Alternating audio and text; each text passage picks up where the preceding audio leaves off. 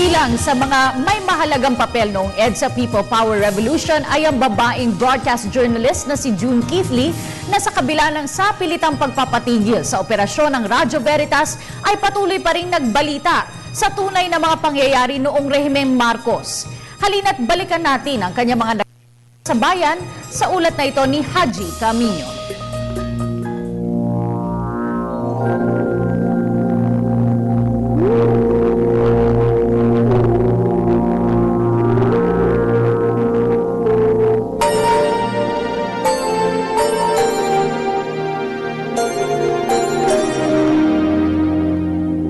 Sa paggunita ng ika-27 anibersaryo ng EDSA Revolution, isang bagay ang nakatatak sa isipan ng bawat Pilipino: pagkakaisa.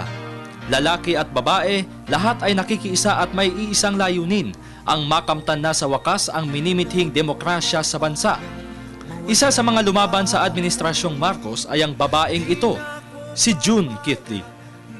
Siya ang balo ng batikang TV broadcaster na si Angelo Castro Jr. na pumanaw na dahil sa sakit na lung cancer. Kasalukuyan namang nakikipaglaban sa sakit si June. Ngunit kasabay ng ipinakikita ngayong tapang sa pagharap sa cancer ay ang matigas din niyang paninindigan noon. Sa kasagsagan ng martial law noon ay ipinasara ng pamahalaan ang lahat ng radyo at telebisyon maging ang mga pahayagan. Ngunit dahil sa pakikipaglaban para sa demokrasya ay tumulong si June Keithley sa pamamagitan ng pag-ere nito sa Radyo Bandido.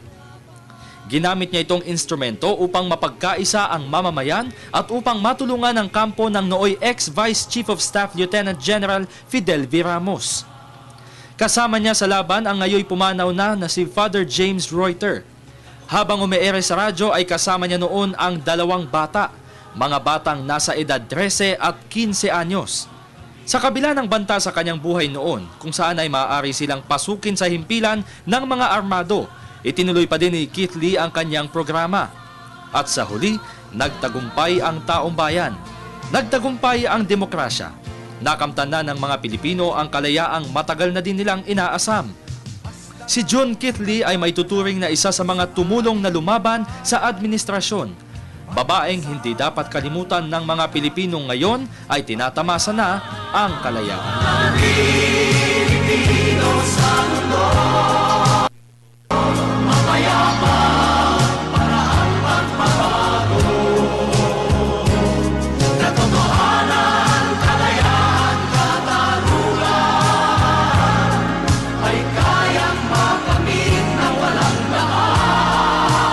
Para sa Telebisyon ng Bayan, Haji Camino.